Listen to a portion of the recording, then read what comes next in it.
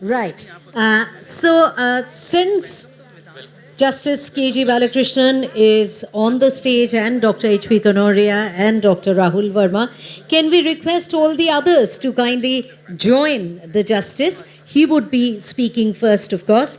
But may I request Venerable Rigzing Dorji Rinpoche to please come to the stage, Mr. Ranjit Chaudhary, Dr. Anshul Gupta to please come and join Justice K.G. Balakrishnan on the dais. Vedant Raj Lohia with us today. May I request Vedant to first give the flower tokens to all the guests on the dais, starting, of course, with Justice K.G. Balakrishnan. And Vedant Raj Lohia is indeed inspired by his maternal grandfather, Dr. Hari Prasad Kanoria, and when he was almost a toddler, since then he had been involved in this confluence. And today, may I now request Vedant Raj Lohia to welcome everyone in this session. And as I mentioned, that with his being completely inspired by his maternal grandfather, Dr. Hari Prasad Kanoria, Vedant is truly, truly into this confluence and knows the ins and outs of it. From that, his welcome address.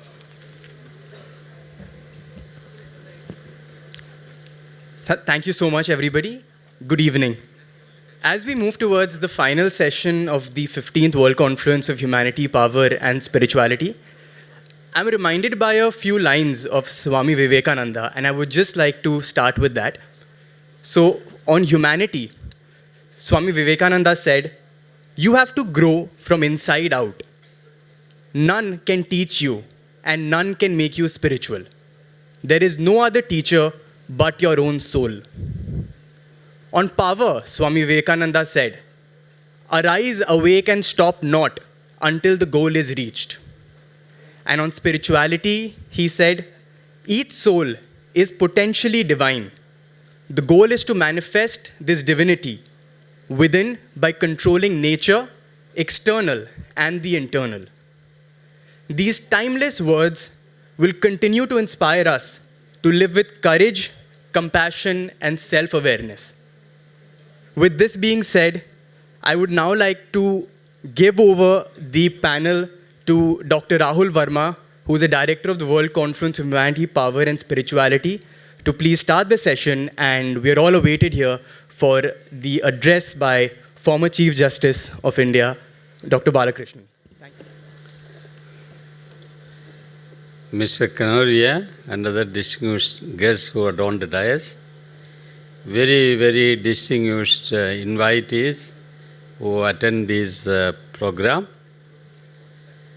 And I know that I am standing in the land where the Rabindranath Tagore was born. Vivekananda, Sri Vivekananda was here. The Subhash Chandra Bose was here. All Sri Ramakrishna Paramahamsa did his work. This West Bengal, this land is fertile with so many great personalities. So, to come to this place and talk on spirituality and to talk on science and spirituality is a very risky affair.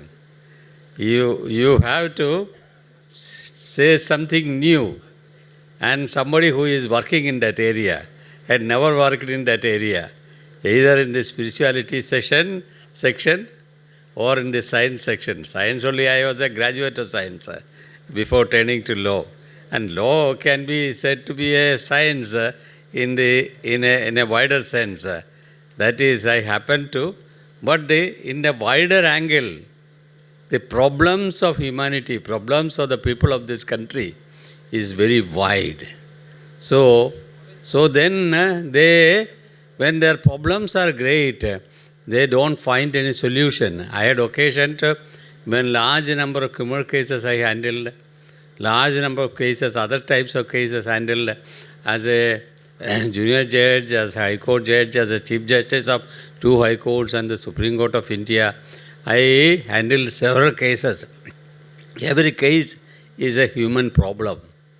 Every family is shattered by one case or other. Then they find this case, they are sometimes they are finished, evaporated from the face of earth because of that case. So this is, then they turn, there is to all sorts of problems, face them, they turn to spirituality, they get a mental solution, mental salvation, mental solution, so peace, and that is how the spirituality has gone. So that is why the problems, we cannot explain it. If sometimes we interact with the litigants, sometimes in a division bench case, we interact with the what is really the problem with this fire. Why do you fight like this between the, sometimes it is for the brothers, sometimes the father and children, sometimes the person and the neighbors. Then we will ourselves do not find any proper solution to solve these problems because that is so complicated and we sometimes unable to find out the real dispute between them. Real, who is the troublemaker, who is creating problem, who is denying the rights of others. These are all. And that is the court cases. You see, the large number of cases are pending in the various courts, in the tribunals, courts, motor accidents claims, the maternity cases, matrimonial cases, criminal cases in the various high courts and the Supreme Court. You cannot think of a large number of cases are the pending. To find a solution, final verdict, it takes years and years. So that is a criminal appeal in some of the, I don't want to name the High Court. It takes about 14 to 15 years to dispose of a criminal appeal from that High Court. That is the situation. So then what sort of justice they are ultimately going to get it? This is something which is surrounding the problem. Then the court are sometimes, they may not be sympathetic with the parties, they may not be just following certain basic principles or what should I say? It can some judges have got strange notions. So 2 courts have found there is nothing in it. So then just throw it away. But really, even through courts can also commit mistakes. Then when it comes to the final 3rd court, they can correct it. Sometimes these sort of things, small things, and especially in the Supreme Court, we can do so lot of small things. I still remember, I don't want to give you examples. One I think it is on Delhi itself, a police constable was so drunk coming to the office every time, he was dismissed from service. And then he filed appeal, departmental appeal, dismissed. Then he came to the High Court, I got dismissed it. Then came to the Supreme Court, my colleague said, nothing in it, 2 courts have found nothing. I said, there is nothing, there is something. Then I asked his solicitor, so Mr. How many years this fellow has worked for you? Some 20, 25 years. Oh, then he immediately got sir, Milord, maybe adjourned for 15 days. Then it was adjourned and he converted the dismissal. He requested the government and converted dismissal into compulsory retirement. So his wife and children may not be in roads. So they will get some pension for survival.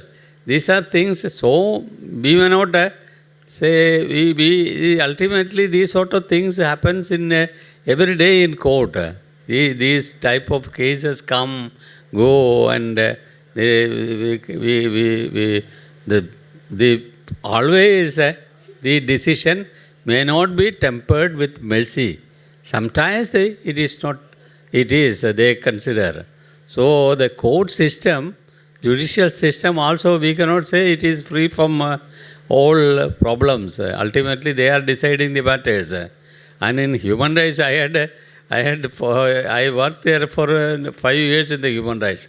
Oh, it is the large number of problems are faced by the people of this country. When we go to the village, when to go to the various states, went to the Chhattisgarh, Assam, Meghalaya, and all those areas, then we realize the people are suffering simple things. The officials will not attend to their problems. So when they come to us, then they try to give a solution to them. They will not give any solution. The government servants sometimes may not attend to their problems. So that is their attention is drawn to this question. That is how the human rights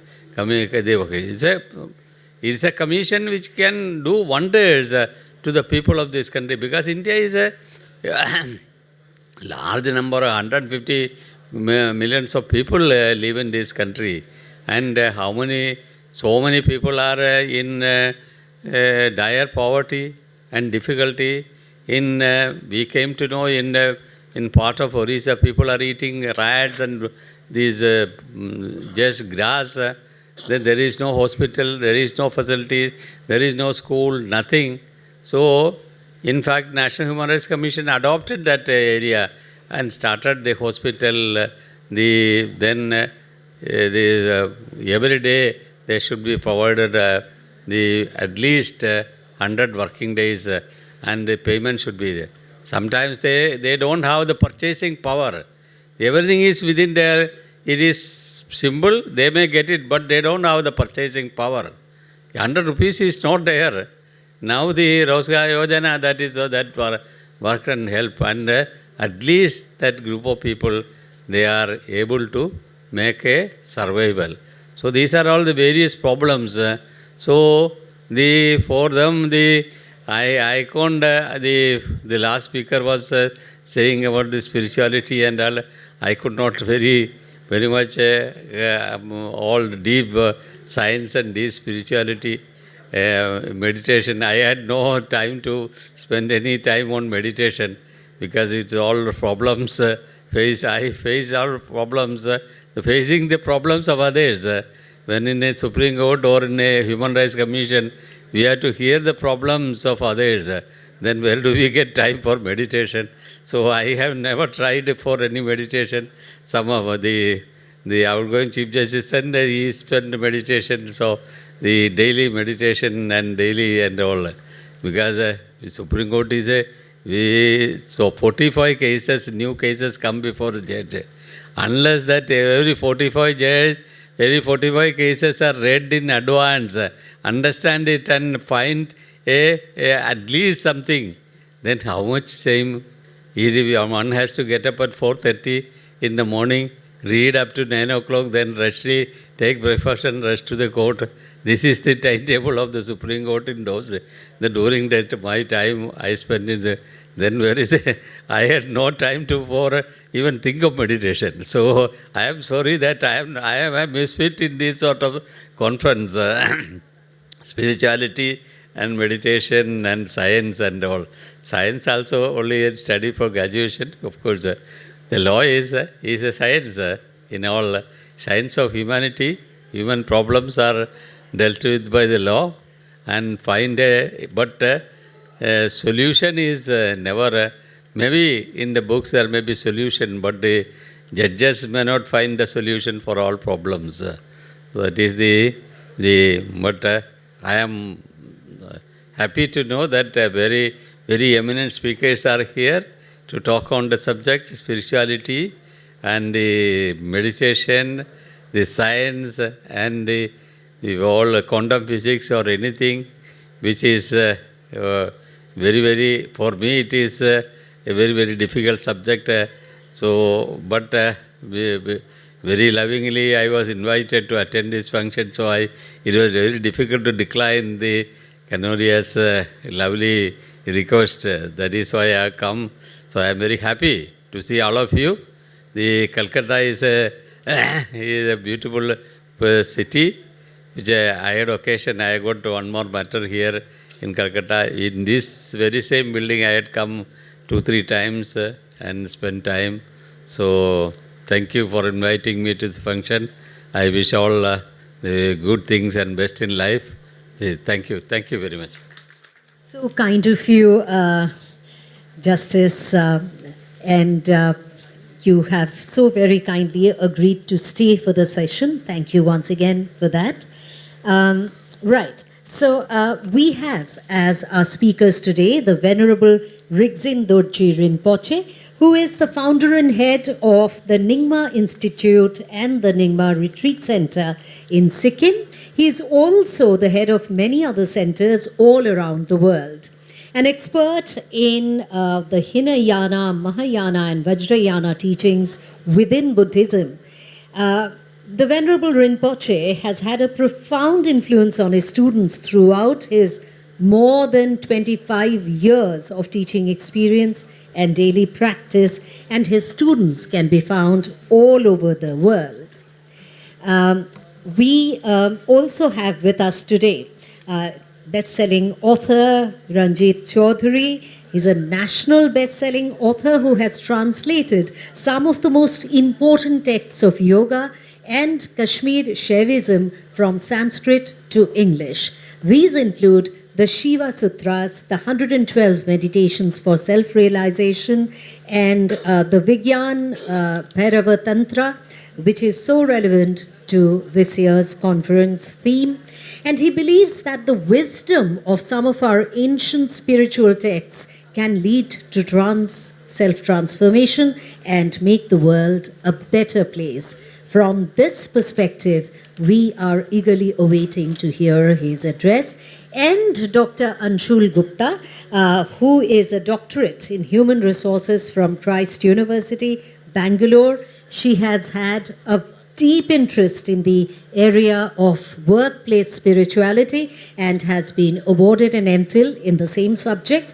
Before coming to research domain, she has been an HR professional in the corporate world, and she openly admits that coming to this confluence year after year had provided her with enough research material in her area, in her domain of research, which is workplace spirituality. So she is going to have a very, very interesting PPT presentation, and she also has started, she has a startup of her own, thecorporatespirituality.com. So now it's over to Dr. Rahul Verma, who does not need any introduction to anyone who has ever come to the World Confluence. It is his baby, it is his to manage, and it is his efforts which leads to its resounding success every year, every session. So over to Dr. Rahul Verma. Would you like this?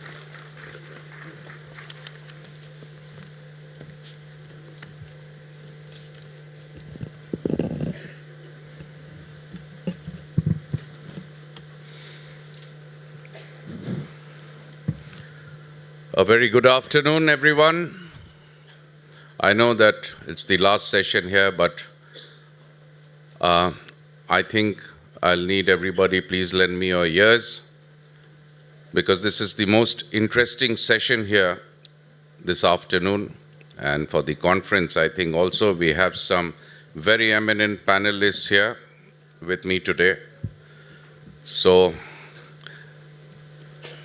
the distinguished dignitaries here, panelists, ladies and gentlemen, and my young friends who have been here with us from yesterday. We come close to the 15th World Confluence of Humanity, Power and Spirituality. and I realize that we are now firmly set on our path to serve humanity. And through this means to achieve God's purpose, which we've been all discussing from yesterday. The journey that began with a marathon 5-day session in 2010 is proving more than fruitful, spreading on its way the message of hope and goodwill. I also recall with much satisfaction the background and excitement of the first conference when our chairman, Mr. Dr. H.P. Kanoria, unfolded his vision of peace, harmony, love, righteousness, and caring for Mother Earth, while having faith for other religions and respect for all, thereby awakening the inner power and igniting selfless dedication for common welfare and growth. The chairman attached considerable importance to the awakening of women, reflecting God's love. So as we move ahead, it is my privilege to inform that this conference has attracted over 1,000 speakers, so far from different faiths and vocations, from different parts of the world, including humanists, illuminates, dignitaries, and professionals, leaders, and learned men. They have all come here and utilized the conference platform to convey their thoughts on how to enrich the body, mind, and soul in its integrality and to make life more meaningful and purposeful. So far from 2010, over 20,000 students have participated in the events. We firmly believe that the youth holds the future, and it is they who make the difference. We have approached over 40,000 schools in India and abroad, giving them an edifying theme on spirituality for an essay competition for which we received a hearty response. This was classified according to different age groups, and successful candidates were awarded cash prizes, and their essays were printed in our magazine, Business Economics. I was pleasantly surprised to see that they were not totally ignorant about the power of spirituality, and which we are all, in fact, this entire conference is what it's going to do is ignite this spirituality in them. Our effort has to be to inspire the youth to tread an ascending path which leads them from the human to the divine. We believe that true humanness consists in cultivating a spirit that gets reflected in intellectuality, morality, and humility. These impulses act as motivations and deepen our relationship with our fellow human beings. We've also been able to make this conference accessible to a wider audience by documenting the entire proceedings of the conferences from 2010, and the messages from distinguished speakers have been circulated to thousands of people all over the world. Since yesterday, we have been listening to distinguished speakers from all walks of life. The topic of this year has been science and spirituality, and both these aspects gain more importance in today's world. The speakers present in this conference have made us believe that if the mind is not scientific enough, it cannot be spiritual.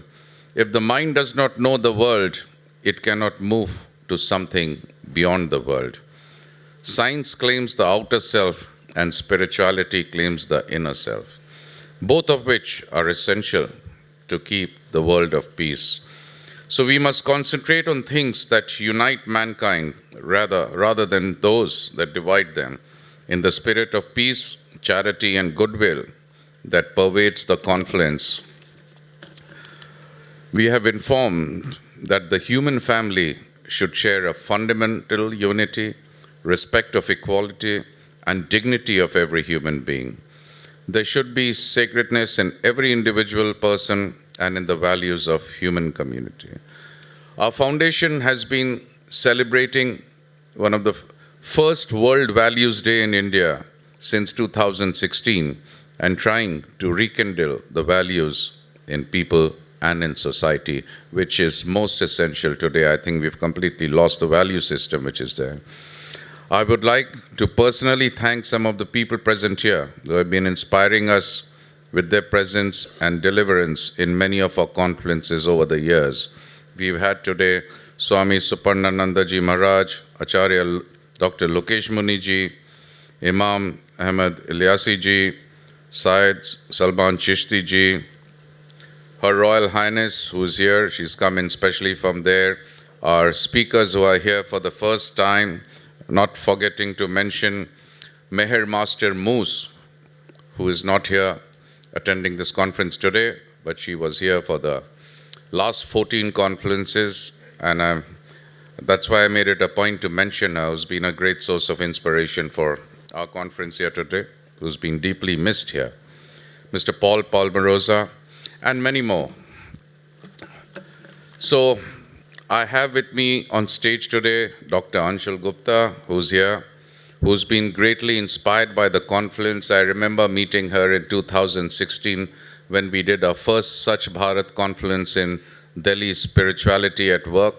And I found her a little confused that time, and she kept, I won't say pestering me, but bothering me with little questions now and then in between. So what is it? How do we go about it? And things like that. And I'm pleasantly surprised and very happy to have her here with me today.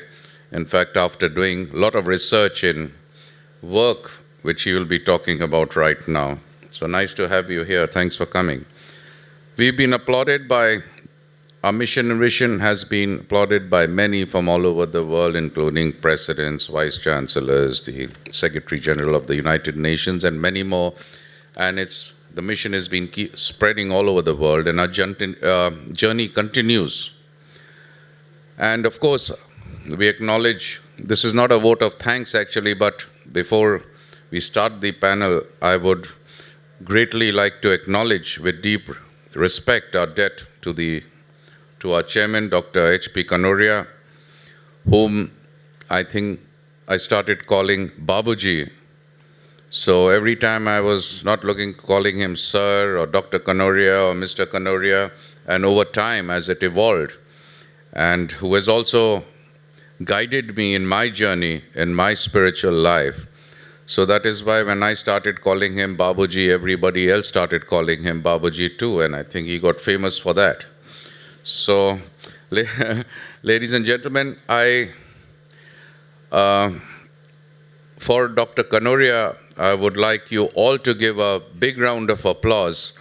And I would also like all of you, I mean, if it wasn't for him, the entire team, the inspiration here, if we can also give him a standing ovation today as we complete our 15th World Conference of Humanity, Power and Spirituality. A big round of applause for him.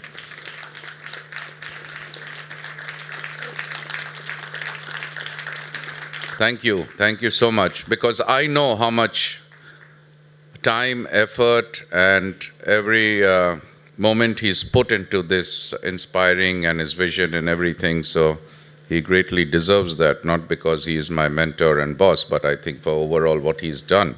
I would like to do that for him. And my entire team, as people were saying, it's not me alone who's made York stay comfortable and all this organization. Without the team, it's not been possible to do something like that. So now I will come to our eminent panelists, and I think I'll start first with the youngest of the panelists, Dr. Anshul Gupta, whom, as you heard her background, she's an HR professional, and she will explain what inspired her in spirituality to work on spirituality at workplace, right? Over to you, Anshul. Would you like to sit and talk? You can sit there. Yeah. Thank you, everyone. Thank you. I'm still here, so. Good evening. Firstly, I would, before I even start, I would like to thank Dr. Rahul Verma, Dr. Hari Prasad Kanoria ji, and the entire fraternity Kanoria Foundation that organizes these confluences. See, they do it with a very selfless purpose, with just with spreading positivity and spirituality around. So people like me who attend it get highly inspired. So what happened in 2016 was I was recently enrolled for my doctorate at Christ University, and being a meditator for around 19 years, my thing was that if people at workplace can do their work the way they worship, whichever deity they worship, is it really possible? So that is when I saw this article of this conference happening in Delhi. I came down there, and then again in Mumbai it happened back to back. And I realized that there are so many people who are actually thinking on similar lines.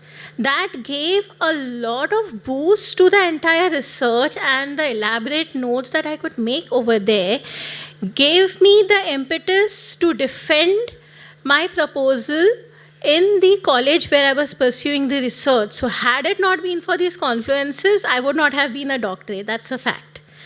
So thank you. So now coming to my research and the books that have been written. So it is on workplace spirituality. So when we say workplace spirituality, it has nothing to do with doing yoga, meditation, or any religious sect. So it is based on 4 dimensions, that is finding meaning in life through work, having interconnectedness at work, your values and organizational values matching, and having compassion at work. So it's an interaction of individual and organizational spirituality. The USP is that it is fully measurable, something that spirituality is lacking when we try to do it in the corporate setup or at a workplace setup. So we, through years of research, we have our own scale which is already published, and we have unpublished scales also which can be used for commercial purposes. So this is where the USP of workplace spirituality lies. Now, why do we even need workplace spirituality? It is not just another fancy term. So it goes behind to the evolution of humans at work. It started with people being considered as an extension of machines in the industrial era, then thinking beings, then Elton Mayo's study saying them to be emotional beings. So since past 25 years in the research domain, they have been acknowledged to be spiritual beings. That is, there is a spirit within the employees which needs to be engaged, and that is something that can lead to a sustained competitive advantage for the organization, because that is the only thing that is unique that individuals have. In the age of AI and the technological advancements that we see, what is it that as humans that we have that cannot be replicated is the spirit, and workplace spirituality exactly hones that energy within individuals at workplace. So, so there are 2 books that I have written on this, which is The Spiritual Indian Corporate and The Corporate Spirituality. So these 2 books together, any organization can actually implement workplace spirituality in their firm. We also have a startup known as the corporatespirituality.com, which has 3 target audiences, that is the schools and college students, the corporates, and the government agencies, decision-making agencies, to implement spirituality at workplace, which is very much the need of the hour. Thank you.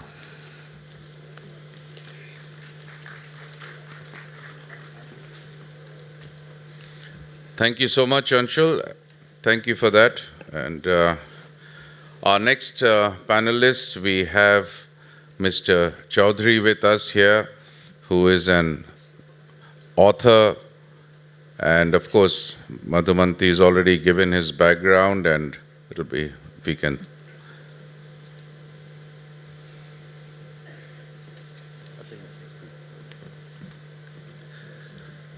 Namaste and good evening, everybody.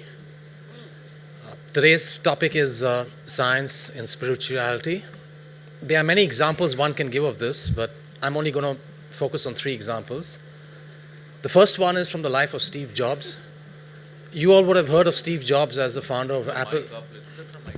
Yeah. Is that better? Yeah. You would have heard of Steve Jobs as the founder of Apple Computer and one of the most creative people of his generation. His company was responsible for products like the iPod, the iPad, the iPhone, and of course the incredible software that they produced. He was a meticulous planner, and he planned all his events right down to the last detail. He even planned his own funeral, what the guests were to be given. And everyone who attended his funeral was given a book. It was a copy of Paramahansa Yogananda's book, Autobiography of a Yogi. Now, you could be wondering, why would someone as creative, a creative genius like him, as his parting message, as his final message, why would he give a book on yoga to all the people who attended his funeral? And that's because he understood something fundamental about yoga and about Indian spiritualism in general, was that if you want to be creative in life, you have to tap into the higher intelligence within you. That's the intelligence of the soul. And our soul speaks to us in the form of intuition and a feeling. It'll give you a gut feeling about something. And he always said to listen to that intuition. And that's also how you solve a major problem that you're facing in your life. It could be a personal problem, it could be a problem in the company.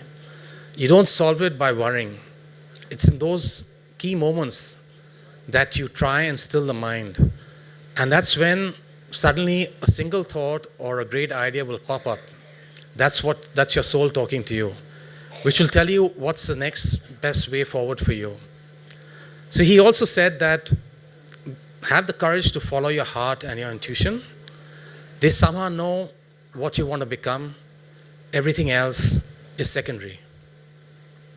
The second example I'm going to give to you is from the Indian mathematician Ramanujan, who was one of the greatest mathematicians of the 20th century. He produced something like 3,900 equations in his life, and some of them were path-breaking, well before his time. Ramanujan was not someone who had a lot of education. He had very little formal education. But it was recognized that he was a genius from a very young age. And in the year 1913, he wrote to Professor G. Hardy in Cambridge University, and he sent him some of his equations.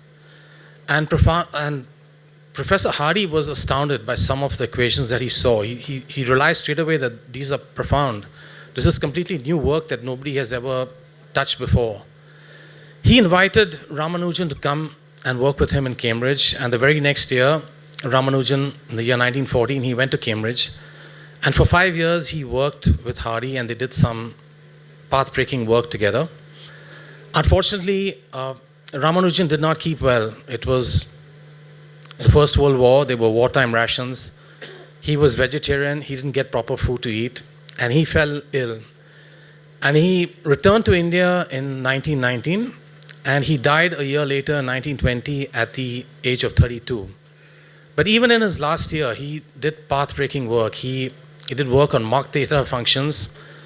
And the remarkable thing about him was that his mathematics, some of his formulas, gave the framework and the foundation work of black holes. Now, black hole is a star in the galaxy that has completed its life cycle, and it collapses back into itself. And it creates a very strong gravitational field, and it sucks in everything around it. That gravitational field is so strong that even light can't penetrate a black hole. Now, the amazing thing about Ramanujan was that he did the mathematics for black holes before there was a theory of black holes. Usually, science works the other way around. You have the theory that comes first, you follow it up with the mathematics. But Ramanujan gave the mathematics, and the physicists came a few decades later and gave the theory about black holes. Now, even to this date, some of his equations are not fully understood. They're still well before his time. Before he died, Ramanujan said that he used to pray to his family goddess, Namgiri. And he said that Namgiri appeared to him in his dreams, and she would give him the equations. And he would wake up at night and he would write down these equations. He said that mathematics used to stream out of my goddess. He also said that an equation has no meaning unless it's a thought of God. Now, he was able to establish that connection with the goddess, with the divine. And that possibility is open to all of us. And if he can establish that connection with God or the goddess, we will be able to do things that we never imagined possible, things far beyond our capability. Ramanujan was one such example. The third and final example I'm going to give to you is from a sage called Vasugupta, who lived in Kashmir in the 8th century. The Shiva Sutras was revealed to him by Lord Shiva, and he wrote another book called the Spanda Karikas. And Spanda means vibration or little movement. And he says that you find this spanda, this little vibration or this little movement in everything. It's a signature of life. He says that everything in this universe is made up from consciousness, and consciousness has this quality of vibration, the small movement in it. Now you can think that the chair you're sitting on or this table here, where's the movement in it? It's totally still. How can you say there's movement in everything? But if you put this under a microscope, if you look at any object under a microscope and you examine its atomic and subatomic particles, you'll find movement there. In an atom, you have a nucleus which consists of a proton and neutrons, and there are electrons that are rotating around this nucleus. Now, if you examine the protons and neutrons also in further details, you'll find they're made up of subatomic particles called quarks, antiquarks, gluons that are constantly in motion. So at the atomic and subatomic level of any particle, of any object, there's always movement. Now, our modern physicists were to prove this in the 20th century, mainly in the 1970s and 80s, but there was work done earlier in the 20th century on this by famous physicists like Dr. Oppenheimer, who's more famous as the father of the atomic bomb. Someone like this sage, Vasugupta, discovered this in the 8th century, full 12 centuries before our scientists were able to discover the same truth. Now, how was he able to do it? And one of the things that the yogis used to do, or our ancient sages used to do, was it was focus attention on something.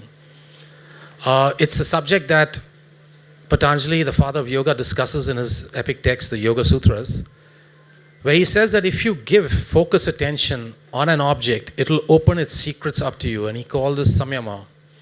And that's what these sages used to do. They used to give that focus attention, and they would have these incredible discoveries, which science would sometime acknowledge or prove the same thing many, many years, decades, or centuries later. These are 3 examples. There are many more that one could give. But I'd like to end by mentioning one other thought. Do you know what our country is really famous for? What's fantastic about India, our greatest contribution to this world.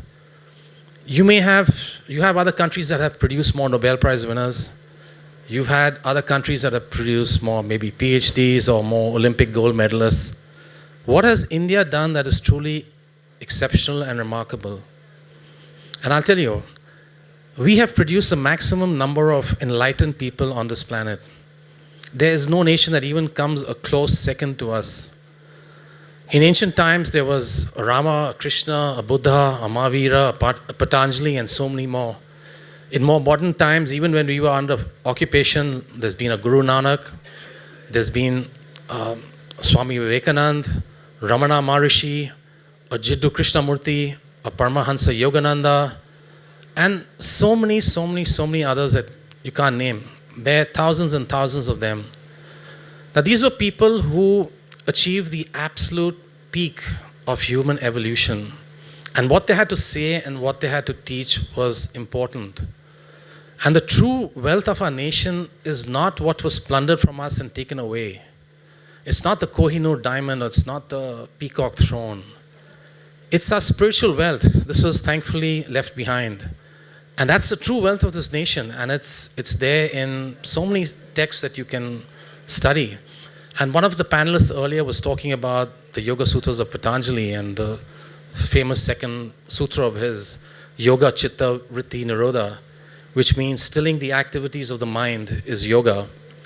And we're always taught that, you must still the mind. If you want to be peaceful, you want to get rid of stress, still the mind. You want to be creative, still the mind. You want to be enlightened, still the mind. But nobody gave us a user's manual for the mind. Where's the user's manual for the mind? But one of the best user's manual for the mind is Patanjali's Yoga Sutras, and it was written 3,000 years ago. He goes into it in so much details. He gives you the 5 activities of the mind. He talks about the 5 afflictions that cause suffering, the 5 self-disciplines that are for all time. He talks about the law of karma that governs our life and that causes rebirth. And he tells you how to drop your karma. He gives you not one method, but he gives you a few ways that you can drop your entire karma. Now, this is one text. There are so many others. And that's why I'd like to thank Mr. Kanoria and the entire Kanoria family and this foundation, because they are doing great work. They are preserving and reviving our spiritual heritage, which is really important. And it's also important because we're living in an age of nuclear weapons where our religious divisions can actually destroy us. You only have to see what's happening in the Middle East to know how close we are to mass-scale destruction. And we are one culture that's always taught tolerance. Our scriptures promote tolerance. They tell you the same God that is within you is in everyone else too. And that's something that's significant, that's something that's worth preserving, and that's something that's worth teaching to others. Thank you. Thank you. Thank you very much, Mr. Chaudhary, for enlightening us and making us remember about our spiritual wealth, that how rich we are there, and how to ascend from human thinking to divine understanding. I think that is what is the need of the hour. Thank you so much. We have our next speaker, His Holiness Rinpoche, who's with us here today. And may I request him to kindly come and give his deliverance to all of us here. A big round of applause for His Holiness, who, despite his busy schedule, is here with us today. Buddham Sharanam Gacchami, Dharmam Sharanam Gacchami, Sangham Sharanam Gacchami.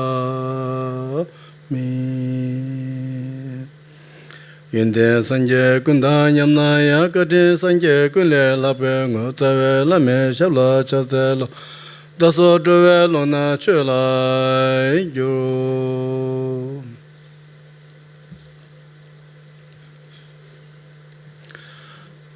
Tashidele and good afternoon all the Dharma brothers and sisters who joined for this conference.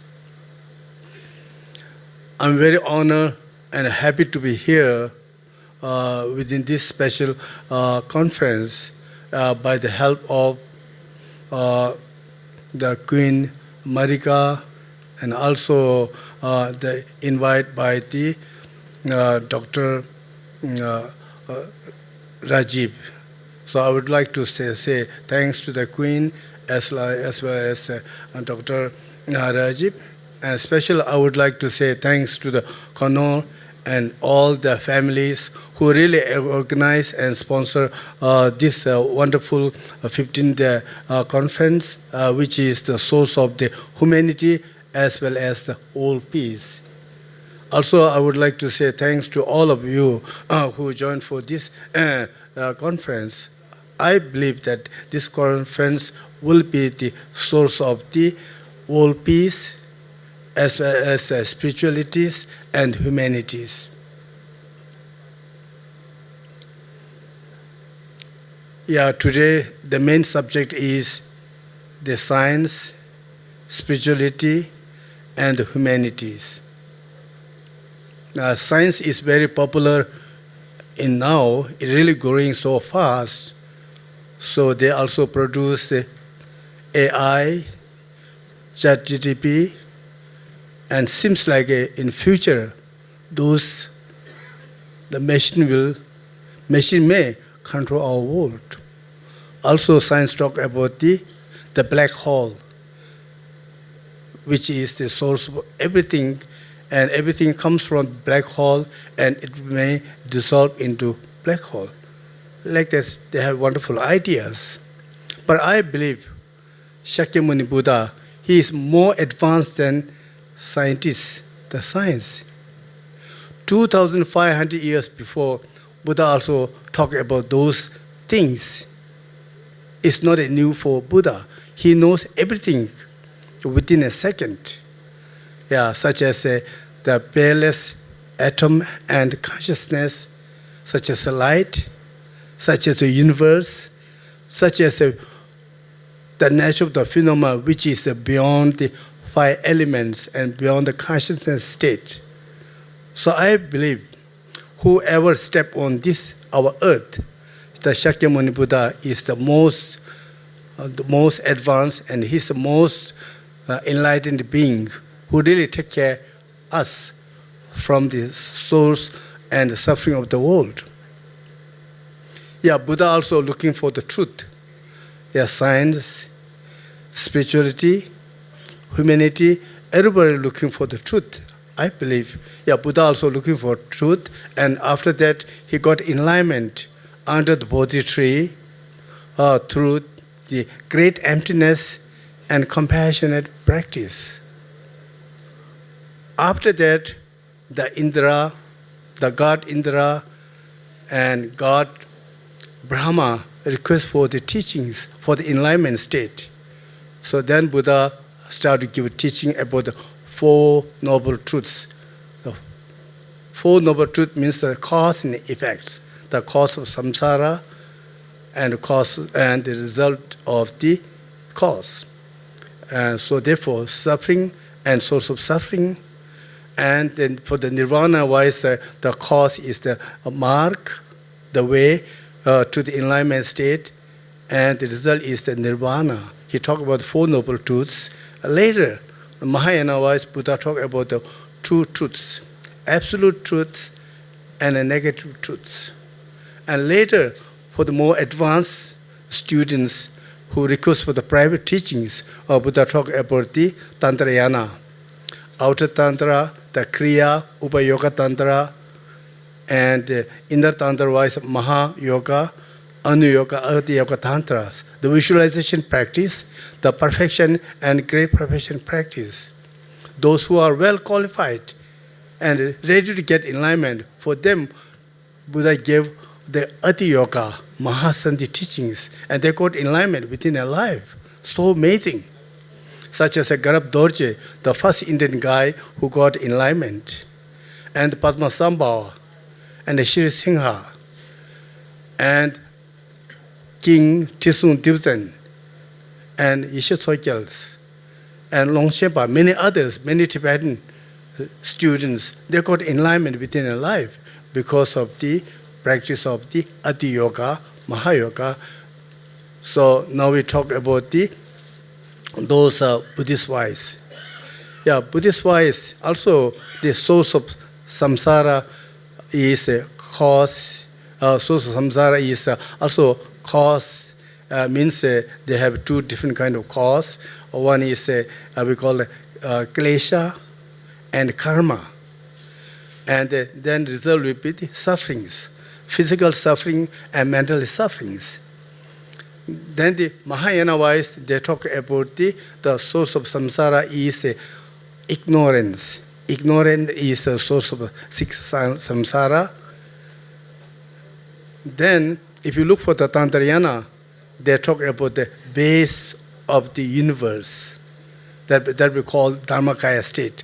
Dharmakaya state is the source of the enlightenment, source of the samsara, is a cause of the both samsara as well as nirvana. And then it has a different explanation about the visualization practice, perfection practice, or great perfection practice. Why I explain a little bit more about that? Because most of the audience, they talk about the many spiritualities, the Vedas, and then Ramayana, Mahabharata, Bhagavad Gita, Quran, Bible as well. So being a Buddhist, I thought maybe I need to explain a little bit about the Buddha Dharma. So we're lucky that within this world, Shakyamuni Buddha appeared and he gave us the non-violence, which is also accepted by the science. Science talk about the cause and effect. Buddha also talk about the cause and effects. The science and Buddhists are really matching with the philosophical as well as practically. So therefore, within American world, many scientists also study. They study Buddhism. Also, they practice Buddhism. So I think that's very good news. Yeah, just as now, our audience says that India is the place where many of the beings get enlightenment state. So India is the source of enlightenment. India is the source of the spirituality. I really respect to Arya Bharata. We call Arya Bharata for India. I'm lucky that I've been here. I got a chance to study in Sanskrit Vishwavidyalaya, and I graduate, and then I become professors, and later I opened my own Nyingma Institute of Higher Buddhist Studies, which has been more than 35 years. Total, I spent my life to teach more than 45 years for teachings. First in South India for Nyingma Institute, I taught for 7 years. Later in Varanasi, in the University of Tibetan University, which was established by His Holiness Dalai Lama, I taught for 4 years. And then my school. Total is more than 45 years. I was always engaged with the Buddhist teachings. And besides that, I opened a meditation center in Nepal, Sikkim, as well as Bhutan. The Lama or nun, once they go for retreat, means they have to go for 3 years and 3 month retreat. So this way they can get all the educations of the Buddhists for the like a Four Noble Truth, then 6 Paramita, and then 37 branches of enlightenment state, then the visualization, perfection, and the great preparation practice. The best of the best students. So once they may get enlightenment within this life. So therefore, this is very wonderful within our world. According to Tibetan Buddhists, we have 4 schools, which we call Nyingma, Kagyu, Saja, Gelugpa. I belongs to Nyingma. Nyingma means ancient Buddhists, which came from India to Tibet during 7th, 8th, 9th century. 9th century. Especially during 8th century, Tibetan King Tisun Dirden, he invited the abbot of the Nalanda University, which called Shantarakshita, and as well as the great master of the universe from Uddiyana, the Padmasambhava, the second Buddha. Both of them invited to Tibet, and they established Samya University, monastic university, and then they translate all the Buddha's teachings. So we have 84,000 of teachings, which has 108 volumes now. Actually, it has more than that. In between that, they have a lot of changes has been happened because of the Chinese. Yeah, then Sakya school has been happened because the Mongolia was controlled by Tibet, and later it changed into Gelugpa. They give power to Gelugpa, and they changed a little bit about the Buddha's, we call the Ganjur. But anyhow, so I'm going to publish all the Buddha's teachings, the Suttarayana as well as Tantrayana. It may be 180 books. It will come within a few years. Like that, I'm always engaged with the Dharma service for peace and enlightenment. And according to my understanding, why I believe all the sentence being has been our family, the parents. I love to all. I'm not saying I am Buddhist, I love only Buddhists. No, I love to all the living beings of the 6th world. According to my eyes, everyone looks like a family and friend. There's no enemies within my experience-wise. So also I practice, we call the Great Perfection practice through the guidance of His Holiness Chadar Rinpoche, who spent whole life for retreat. He lived 105 years without having the help of the doctors and any at last he said he's going to, at the age of 105 years old, he said now he's going to pass away, and he stayed in meditations. Still way kept his holy body in Nepal. Like that, I have a chance to get all the teachings from Chadra Rinpoche, empowerment, with instructions, special for the Dzoksins. I feel I'm very lucky. I'm lucky to be in India. Then my guru said, you have to travel to all over the world. My guru says, I try to go different countries, but my main heart and my energy is within the India, and I did many Dharma service within India. Today also I'm here to share my stories and idea within my Dharma friends, and then our great sponsor, Konora family. And I will really say thanks to all, and thanks for giving me a chance to talk a few minutes within this wonderful conference. And also thanks to Queen Marita. She asked me to join. Otherwise, I'll be in always a retreat center and all. So because I believe she is my sister, she believes I'm her brother. So if I follow her advice, and today I'm here, so I would like to say thanks to my sister, Queen Marika, and also Dr. Rahul, who really helped me, take care of me, everything. Me and my lamas are there. So thank you all, and thank you for the organizer and sponsor of the Dr. Kohona. Yeah, thank you. Thank you very much, Your Holiness. Thank you very much. And we would have liked to carry on enriching the audience with enlightened panelists, which we have here. We would have liked to continue, but due to lack of time, I think we will just cut it short. And thank you so much for being here right now. Can we just have those books, please, from there? And may I call Mr. R.P. Jain also, if he's just on stage? I think he had something to give Dr. Kanoria. So if you can please do that, if it's here.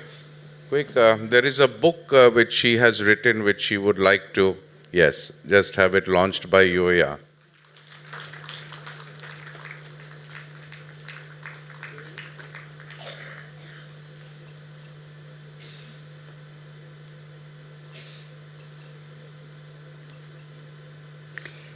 Thank you then.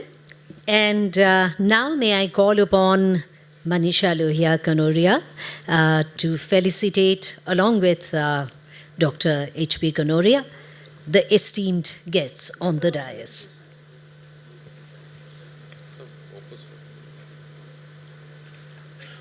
Felicitation of the eminent panelists. Justice K.G. Balakrishnan, we have already felicitated, and we have His Holiness Ringen Dorje Rinpoche.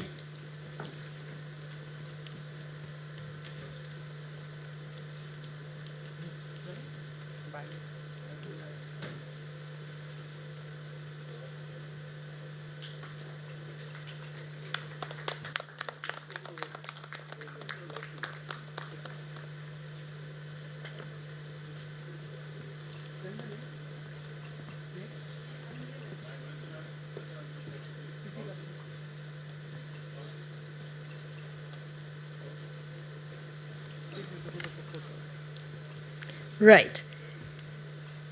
And Mr. Ranjit Chaudhary.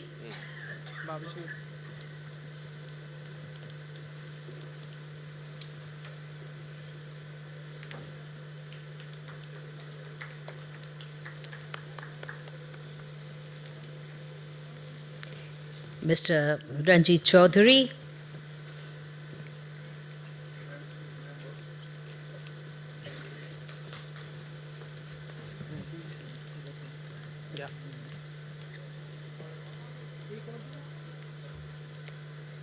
Dr. Anshul Gupta. Come up in front.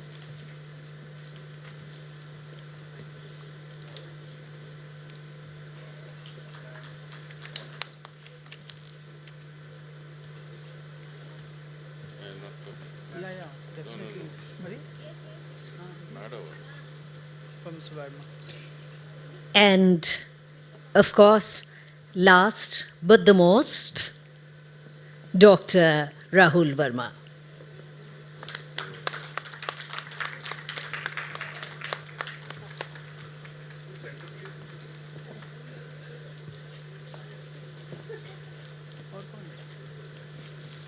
And we would have a photograph with all of you right after this. Anshul, you can leave the bag. We'll just have a photograph with all of you before I invite Dr. H.P. Kanoria to close the session with his remarks and vote of thanks.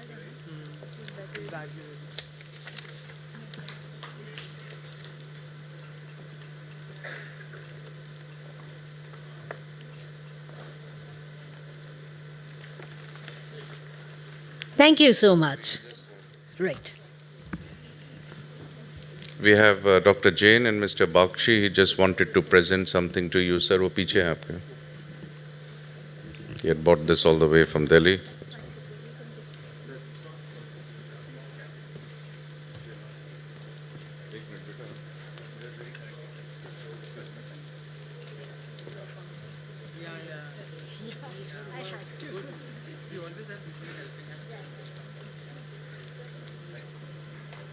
Good evening, good afternoon. Ram Ram, Jai Bharat, Jai Vish. My heartiest thanks and gratitude to former President of India, former Chief Justice of India, all the speakers, dignitaries and consul generals, spiritual leaders, eminent personalities, guests and students for gracing the conference and for spirituality and inspiring us. God has manifested us. He was alone. He said, I am alone, let there be many. So he educated, he manifested a man, human beings in his own image. And thereafter he manifested the universe with animate and inanimate. So all are brothers and sisters, all in one in all. That is the slogan of all. The science and the spirituality has interlinked. The law of gravitation existed before the discovery of enlightened souls. Science has proved that the total cosmic energy is always the same. We are the children of immortal bliss. Soul is in the body, is ever existing. Lord Krishna said to Arjuna, the soul cannot be pierced by the sword and burnt by the fire. None can destroy it. It is the free, unbounded, holy, pure, perfect, immortal, and infinite. Science by and large help mankind physical welfare and potentiality enormously. The increasing power of science provides help to mankind. It is not practical to keep scientific and spiritual culture separate. Both are intertwined.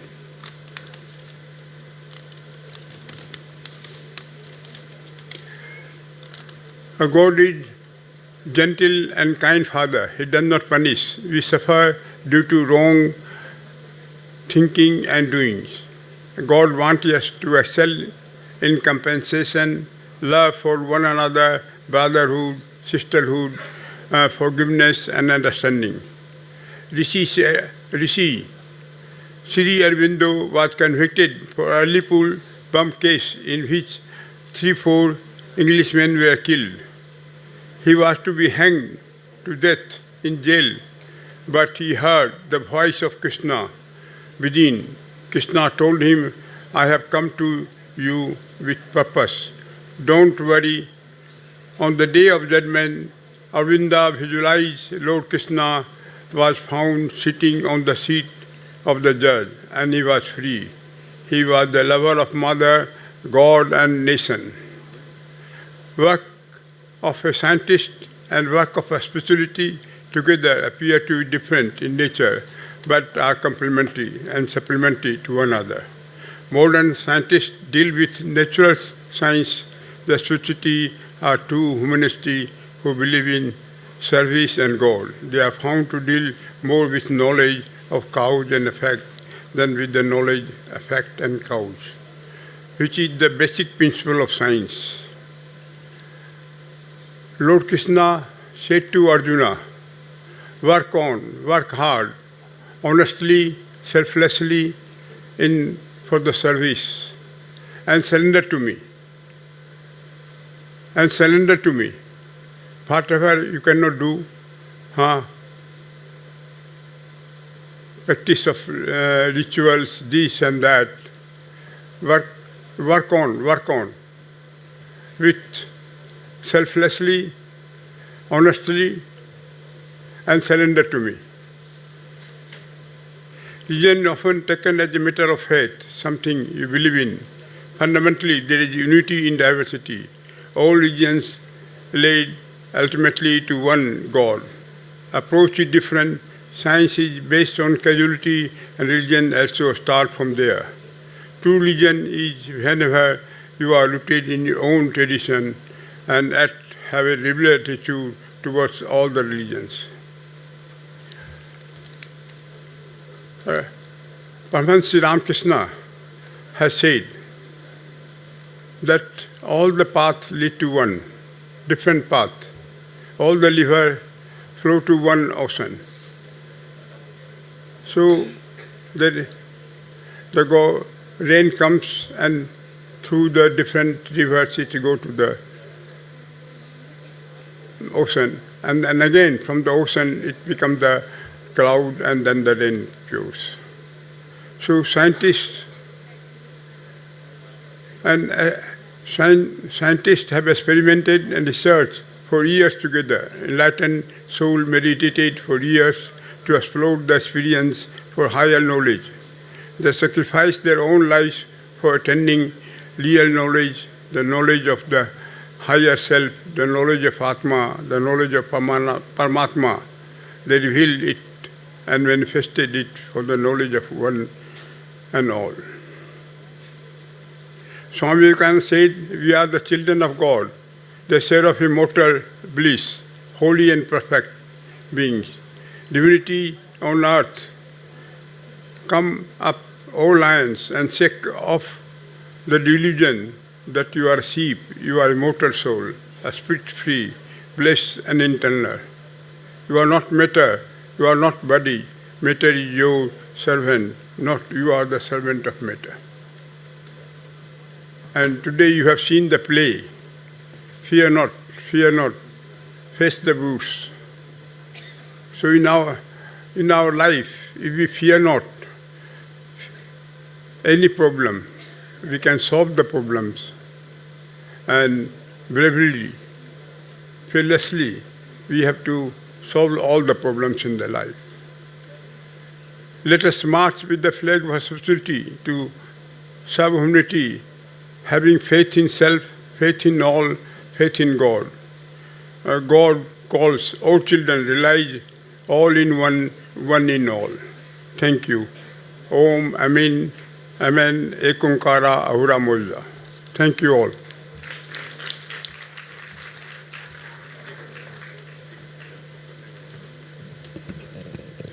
Thank you so much. Every good thing must come to an end, but with the promise of a new edition coming up next year. So thank you everyone for this wonderful session, and I must Dr. Verma. intervene. There is something which Mr. Sujit Kanoria would like to read here. I'd like to read it, but I'm not that proficient in Hindi, so I'm asking someone who's very good in Hindi to read it. Anyone here? What, everyone's being proud? They're bad? Why? Yeah. Rahul, now you're the doctor. She's on her way. Who? Yeah. We've Okay. just brought her from the UK to read Hindi here. Okay. Yeah, so we... So this is and I'll tell you later about it, how it got created. This is about a new way of Ramayana in the new AI digital avatar. Okay, so you're good at reading Hindi? Can you read this out? In the green, huh? It'll take a couple of minutes.